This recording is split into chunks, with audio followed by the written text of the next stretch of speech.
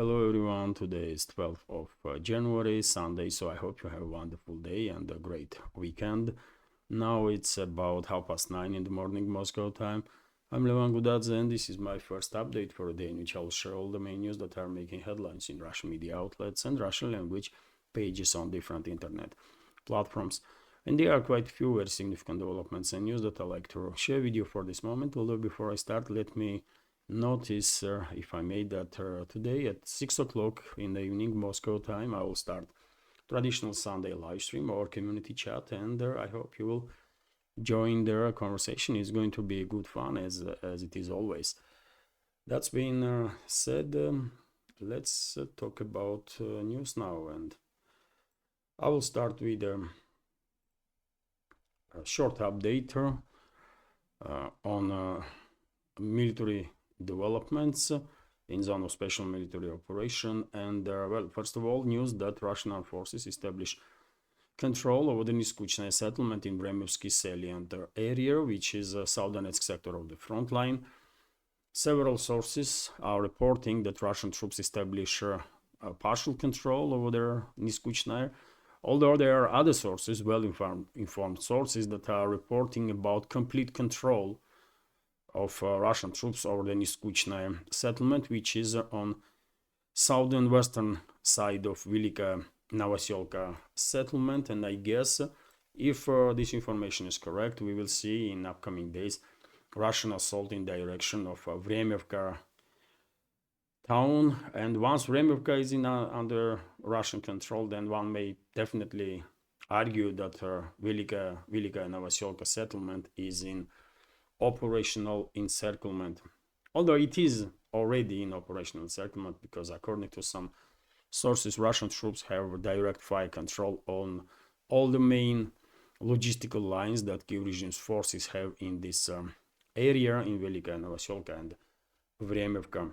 But this is not all. Russian armed forces also established control over the settlement of Yantarne, which is on the southern side of Kurakhova, and reports are coming in that Russian armed forces created yet another quite a massive cauldron in this area, and Kyiv regime's forces in the fields between Yantarne and Kurakhova are now completely encircled and without any opportunity to withdraw from this area without heavy losses. I'm not even sure Kyiv regime's troops in this area have enough strength to even think about a breakthrough this cauldron.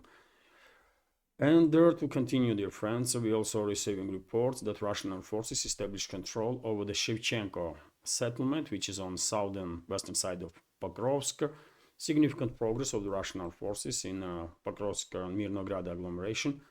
And everything is indicating that Russian troops are basically finalizing preparations for offensive operations in direction of Pokrovsk, Mirnograd. Although, in my personal opinion, most likely we would not see offensive in direction of these towns, at least before new administration will be in office in US, because if there is a slight chance that Trump and his government in US are serious about de-escalating, then who knows, maybe they will start working towards promoting peace talks and de-escalation straight away. And in that case, I guess it does make sense to postpone for the time being any large-scale or more or less large-scale offensive operations on part of Russia, just to monitor what is going to happen in Washington, what kind of statements new administration will make, what kind of first moves. I don't expect anything serious from Trump and his team in regards to de-escalating the situation, but yet again, if there is a chance for peace and de-escalation, one should definitely take that chance. Let's wait and see. But it is, I'm mean, obvious at this point that Russian armed forces are prepared to launch a major offensive operation towards Pokrovsk and Mirnograd. Also, Russian armed forces were improving their positions in Chisov Yar area. Reports are coming in that Russian troops established control over the industrial part of this city, and at this point, only the southern and most western corners or outskirts of the Chisov Yar are under partial control of Kyiv regime's forces, let's say. Main parts of Chisov Yar, including industrial zone, already have been liberated by Russian troops, and I guess it's only a matter of possibly days at this point, and Chisov Yar will be liberated completely. And after that, as I already said there in previous updates, after that, of course, Russian troops will move towards Konstantinovka, step by step, obviously, but Konstantinovka definitely is going to be next big hotspot on the map, on the battle map in this direction, on the northern sectors of the DPR, let's say, DPR front. And this is it when it comes to short summary on some developments in the zone of special military operation. When it comes to a zone of counter-terrorist operation in the Kursk salient area, Russian forces fed increasing pressure on Kyiv regime's formations, and territory that Kyiv regime is in control of is shrinking on a daily basis. A recent attempt of Kyiv regime to regain initiative by conducting local scale offensive operation towards direction of this village of where that offensive was, towards village of Berdin. That's it. Completely failed, of course, and Russian forces destroyed dozens of military equipment of Kyiv regime. Kyiv regime also lost hundreds of military personnel, and a quite significant number of Kyiv regime troops end up being taken prisoner, basically, end up being POWs. Including, by the way, some infamous individuals that were posing for TikTok, making some videos for TikTok in Suja while they were looting residential areas there and some supermarkets. I mean, videos are circulating on internet. You can see that if you want to. So anyways, this is it when it comes to short summary on developments on the battlefield. Let's go through some other news now. And first of all, this report from TASS that Switzerland is stating that they are ready to host talks between Russian President Vladimir Putin and US President-elect Donald Trump once Trump is in office, or when he will be president of US. One may say, okay, interesting proposal from Switzerland, but in my personal opinion, I don't think Moscow can ever take Switzerland anymore as some sort of neutral player on a geopolitical map. So therefore, good attempt, let's say, on part of Swiss leadership, but thanks, no.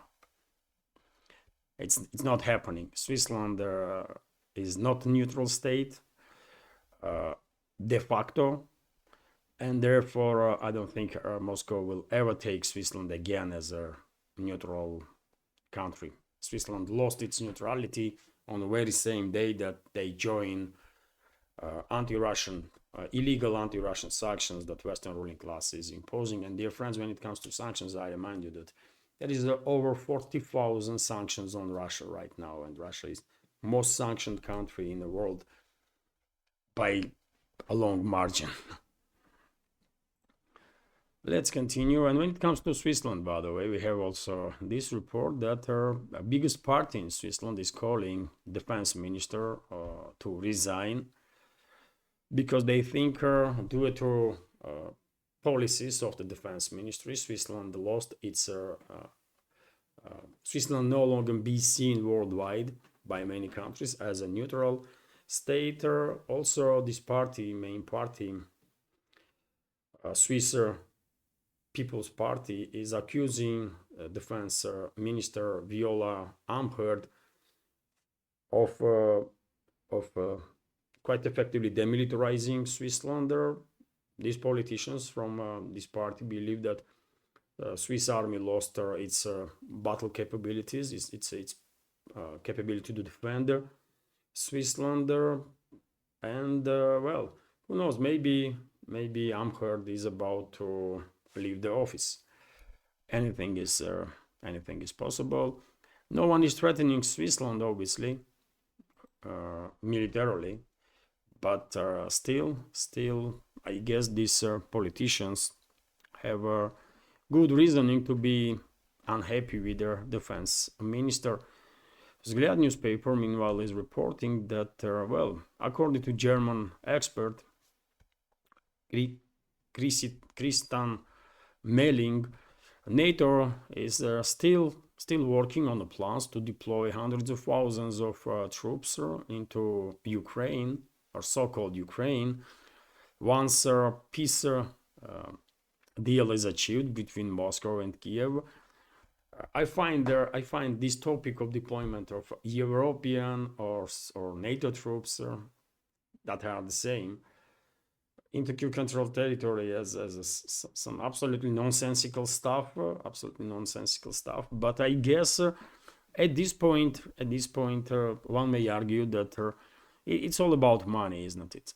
Some think tanks are receiving God knows how much money to come up with some ideas, some recommendations, and so on. And therefore,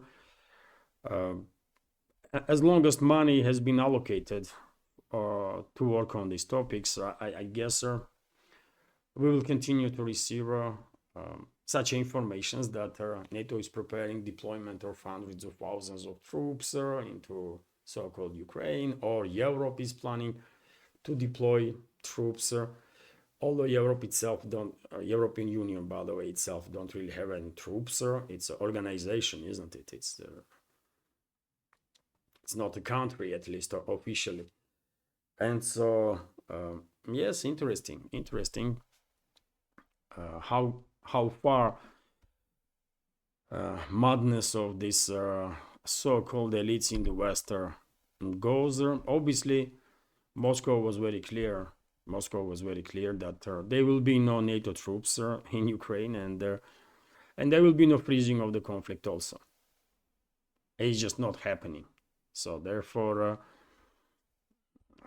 I mean, to me personally, it is difficult to understand what is wrong with those elites in the West, including military elites, that are still working on these nonsensical ideas.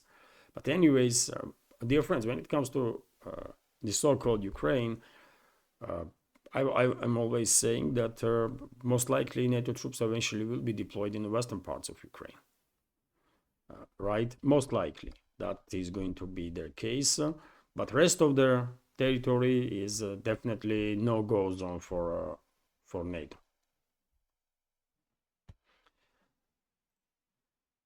From Russian perspective, at least. Meanwhile, RT is reporting that, well, Greenland wants an independent, according to local prime minister. So Greenlandic prime minister Mute Ejed has reiterated the island's ambitions to gain independence from Denmark, stating that the Greenlandic people do not want to be either Danish or American. Ejed delivered the remarks on Friday during a joint press conference with the Danish Prime Minister Mette Frederiksen in Copenhagen. Greenland's leader expressed a readiness to talk with the US President-elect Donald Trump, who has repeatedly signaled the desire to acquire the world's largest island, claiming Washington's ownership of the Danish overseas territory was an absolute necessity for its national security. At the same time, Ejed reiterated Greenland's strive for independence, stating its people wanted neither Copenhagen or Washington to rule over them. Greenland is for Greenlandic people. We do not want to be Danish. We do not want to be Americans, he stated. Okay, dear friends, this is the clearly first step towards Greenland is becoming either part of US or US controlled territory. And for that, obviously, first they have to gain independence from and Denmark, which is formally is in charge of Greenland. And I guess in a relatively short time there will be a referendum in Greenland, and obviously they're gonna gain majority will vote for independence, I guess, and Denmark will grant this island independence, and then Danish leadership will try to save the face, and they will say, you know what, US didn't just talk from us territory. I mean, Greenland declared independence, we granted independence, and it's none of our business after that what Greenland would do. Would they become part of US or not, right? There will be some sort of damage control in that regard on part of Copenhagen, but it is obvious, by the way, it is obvious that one way or another, but this island is going to become a US-controlled territory, directly or indirectly, but that's how it's going to be. And when it comes to, I mentioned sanctions just a minute ago, and when it comes to sanctions, by the way, US Treasury imposed sweeping sanctions on Russian oil industry. Many of you are, of course, familiar, all of you, I guess, are familiar with this news already. So the US Treasury Department on Friday announced a fresh round of sanctions against Russia imposed in conjunction with the UK. The restrictions target Russian oil industry, including two major producers, Gazprom Neft and the Surgutgaz Neft, as well as their subsidiaries and entities providing various services to both oil companies, including insurance and transportation. Dozens and dozens of tankers were sanctioned also by US. Also, and not just Russian ones, by the way, but US current leadership went as far as to sanction Indian companies also. So 2 Indian companies have been sanctioned by the US and the UK as a part of the latest move against Russia's energy sector, which was announced on Friday.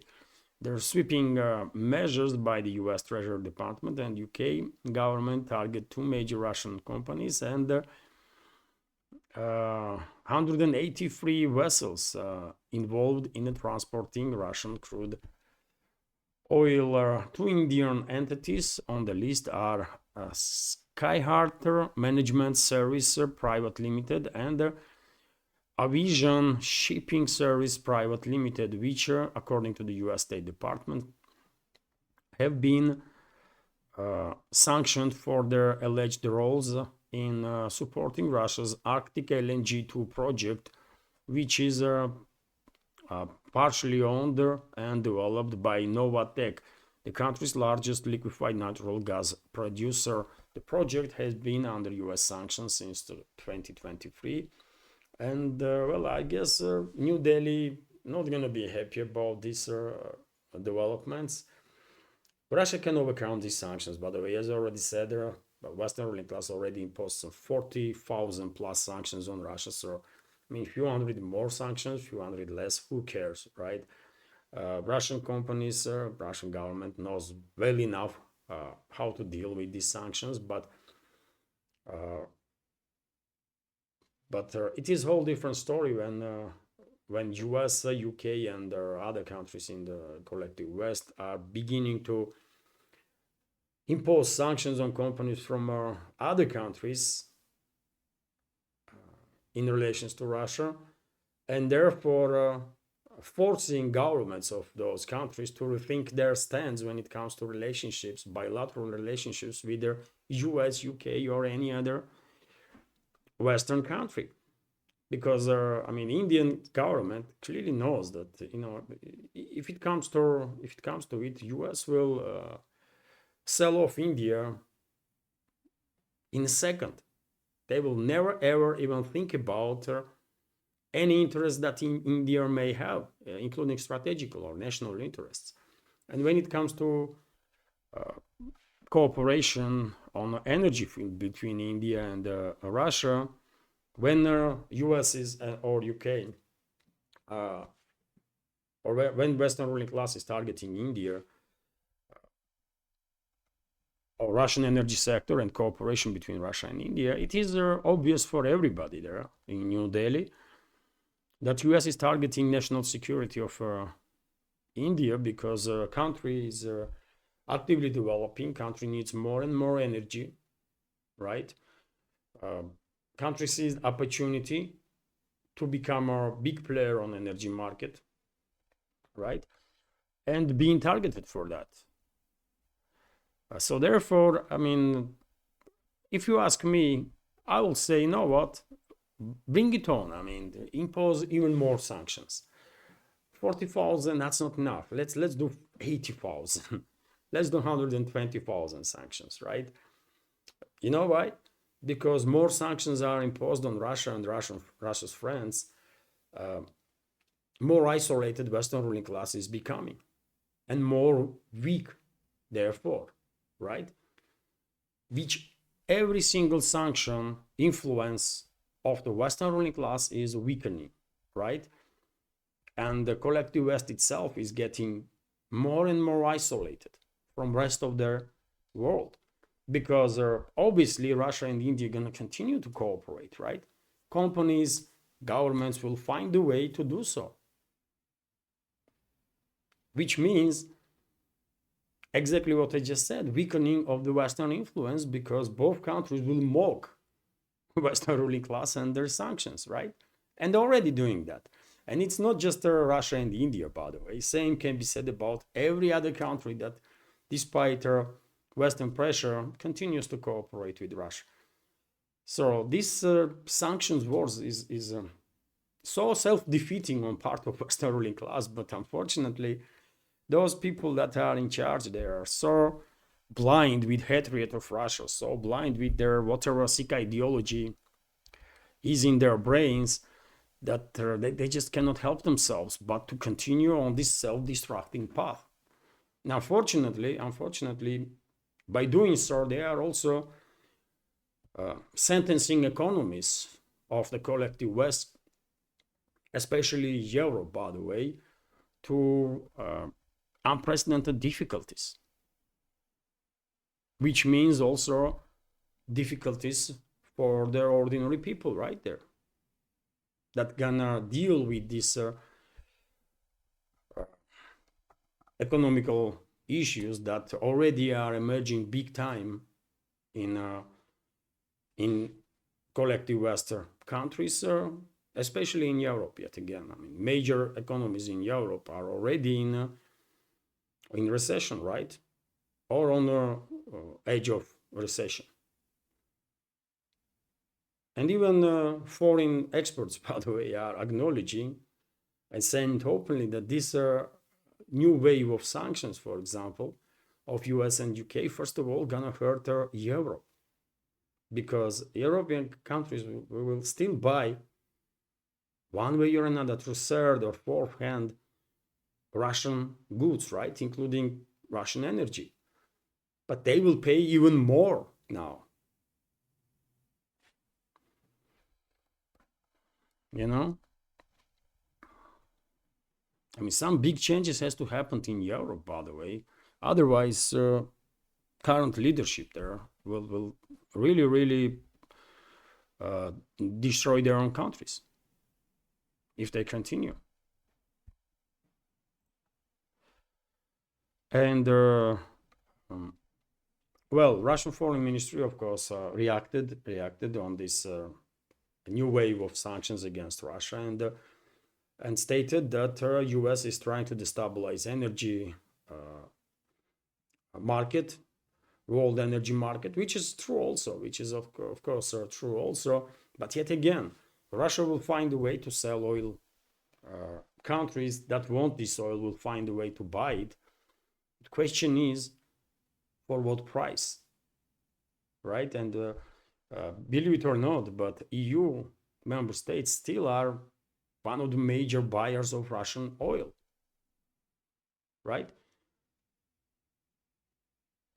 Russian oil first goes, for example, to, let's say, India. It is refined there or mixed with some other oil, and after that, this oil no longer be called, can be called Russian, and this oil or oil products are sold to Europe, right? Under, significant interest of Indian companies, right? And now, after these additional sanctions, obviously these Indian companies will find a way to continue business, but they will demand even more money for the product. Same goes for companies from other countries that are cooperating with Russia. For these additional obstacles that Washington and London are creating, they will just demand more price to be paid by customers. And yet again, EU is a main customer, one of the main customers, right? That directly or indirectly buys Russian goods, including oil and oil products. And if European economies already are struggling due to high energy prices, high energy costs, then, well, I guess this struggle will become even more tense or extreme, because now they will have to pay even more. So that will cause increase in energy cost, that will cause increase inflation, general inflation hike, right? Because, everything needs energy, right? Everything. There is energy, cost for energy is in every price, no matter what you are buying. Bread or, I don't know, truck. In everything there is a price for energy. So this is definitely, these experts definitely have a point when they are saying that Washington and London actually are, with this new wave of sanctions, actually are hurting European economies intentionally. First of all, because they know perfectly well Russia will deal with these sanctions, right? Russia already demonstrated its capabilities. The question is why? European people in continental Europe, in Germany, in France, in Spain, in Italy, in all the other countries should start asking questions. What the heck, man? Why London and Washington are hurting us? Are they really our allies? What is going on? And I can tell you what is going on, by the way. The industrialization of the continental Europe, right? Bankruptcy levels are on unprecedented level in Germany, in France, in many other countries. Significant number of manufacturers moving their businesses out of European economies. And where those companies are relocating production in North America, right? In North America, by the way.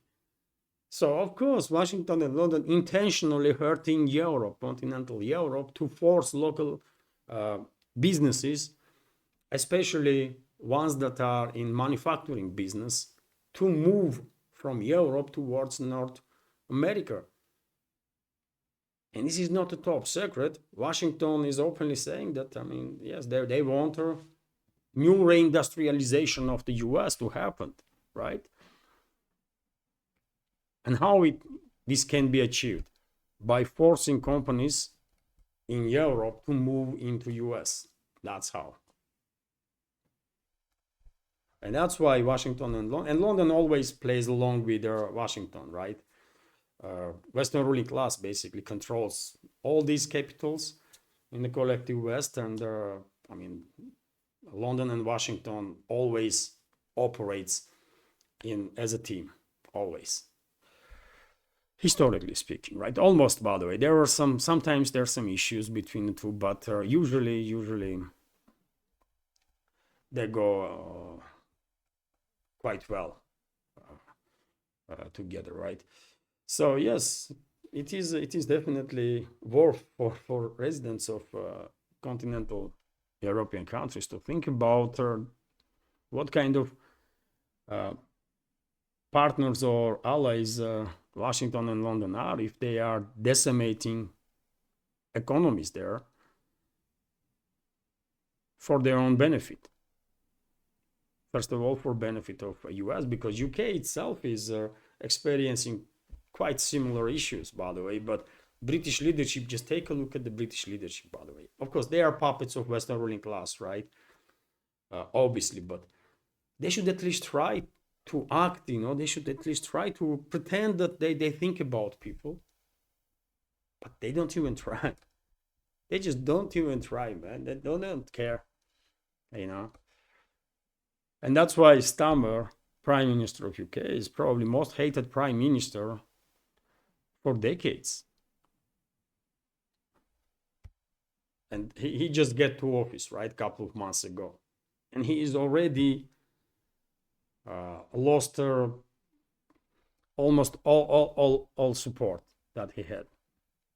Anyways, dear friends, when it comes to energy, we have this information here that a British gas operator concerned by low storage levels, UK gas storage levels are concerningly low, with less than a week of gas demand in store due to recent cold snap and halt of Russian gas transit. Britain's major energy operator, Centrica, has warned in a press release issued on Friday. Their operator said that the current inventory at Rof, the country's largest gas storage site, which is operated by Centrica, is 20% lower than their same time last year. That's despite it having been full ahead of winter, it added. According to report, Britain's gas storage is under pressure this winter as the country battles both freezing weather and soaring energy prices. The colder than usual temperatures, combined with Ukraine's decision to no longer transit Russian pipeline gas, have depleted gas inventories across the UK. So, well, I mean, as I said, man, European states, leadership of European states are hurting their own countries, their own people, their own economies with their crazy policies by imposing more and more sanctions on Russia and therefore making energy more and more expensive for themselves, right? And the result is that Europe is being deindustrialized, and that's how US is industrializing itself, by forcing companies there in Europe to move towards North America. That's how US politicians or Western ruling class see partnership should be done among Western states. But anyways, dear friends, I guess more and more people will wake up in Europe as time goes by. And more and more people will start asking questions, what is going on, why their own national interests have not been secured by their own governments.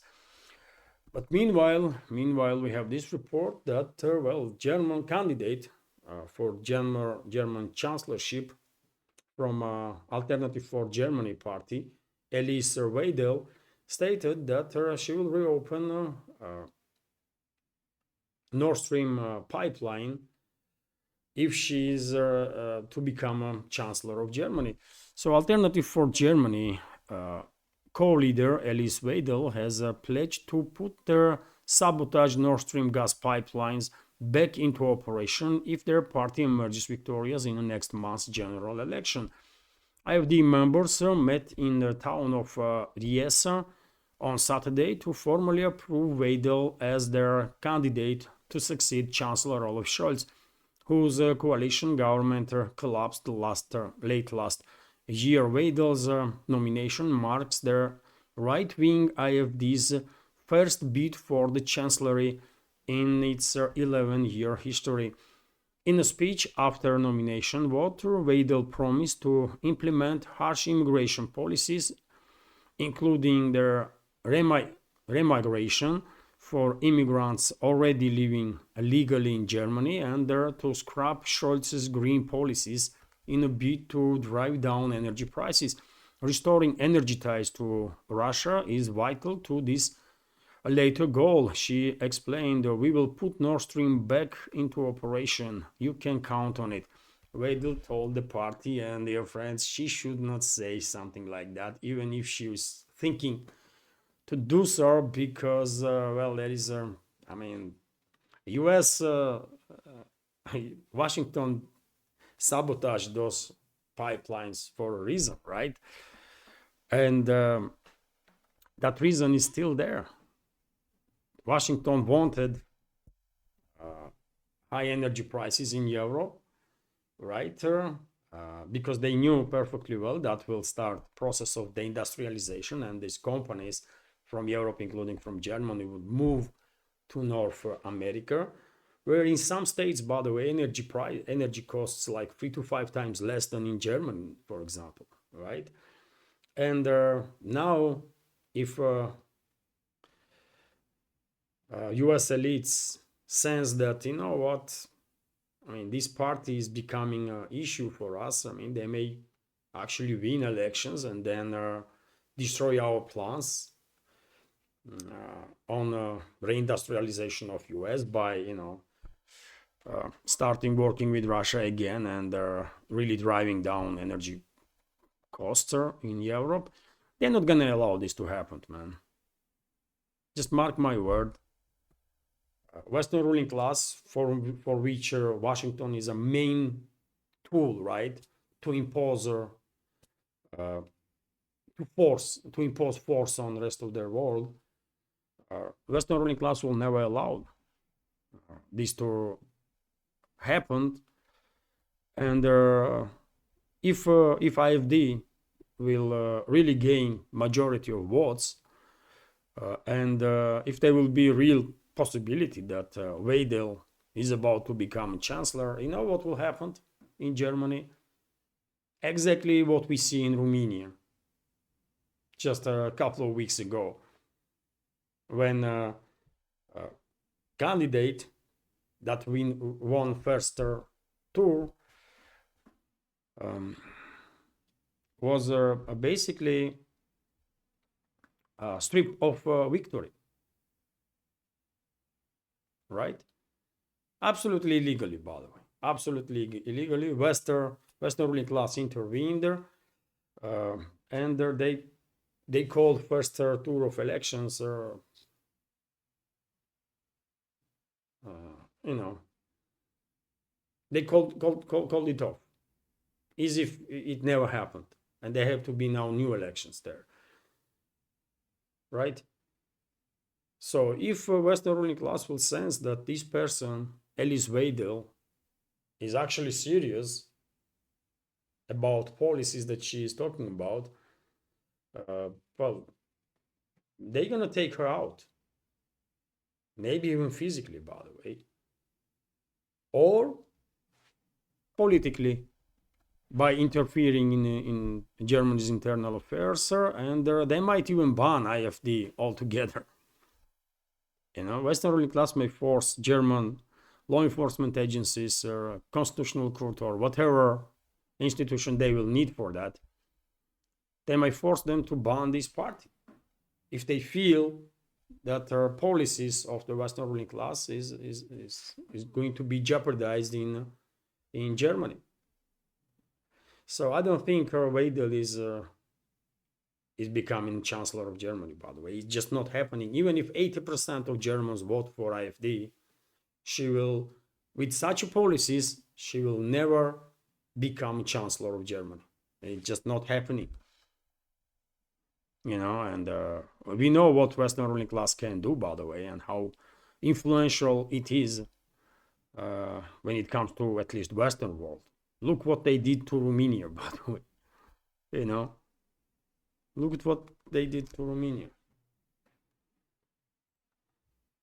And dear friends, I will end with this update with this news that Gazprom promised Slovakia to supply gas, avoiding Ukraine. Right? I guess Slovakia will receive gas through Turk Stream pipeline. Potentially, Russia will supply Slovakia also with LNG.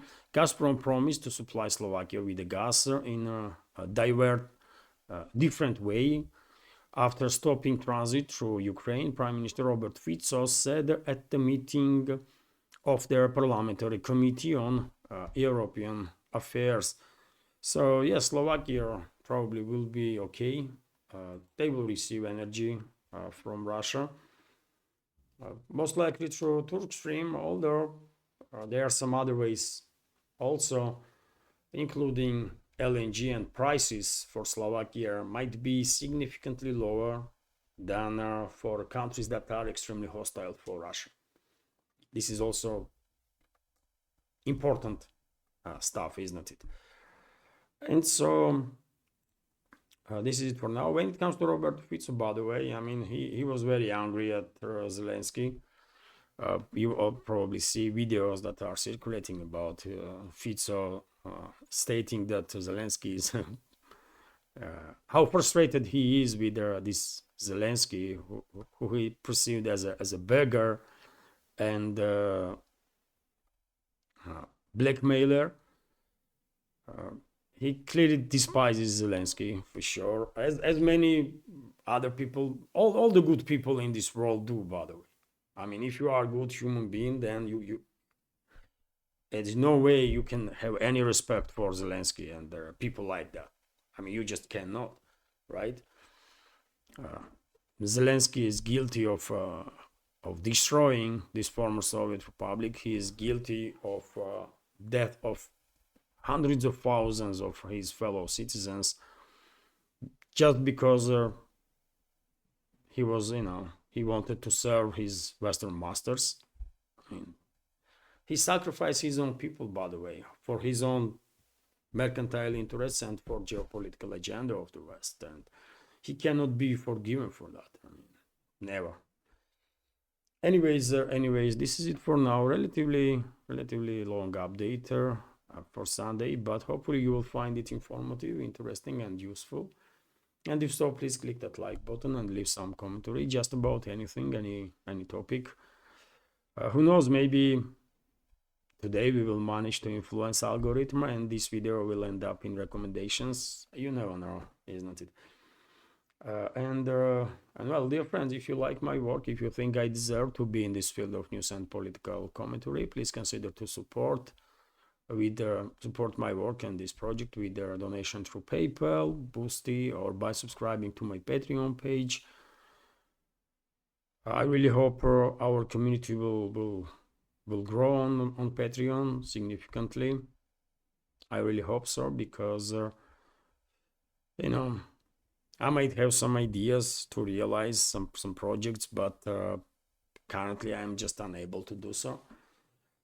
All the links, by the way, to my PayPal, Boosty, Patreon, crypto wallet, and this video in the description box and in the pinned comment. And as I already said, at 6 o'clock this evening, Moscow time, I will start a community chat, traditional Sunday live stream. And I hope you will join the conversation. This is live stream for us, isn't it? For our community to exchange opinions in real time. And well, if you have an opportunity, if you have a time, join. I'll give you notice some 10-15 minutes before live stream starts on community page on YouTube, on my Telegram page, and on page on Twitter X. And dear friends, if you are on Twitter or Twitter X, subscribe to my page if you can. I become more and more active lately. I'm becoming more and more active on Twitter X, and who knows, one day that platform can be also significant, can become potentially a significant support for this project. So if you are on Twitter, please subscribe. Link to my page is also on this video description box and in the pinned comment. This is it for now. Have a wonderful day and take care.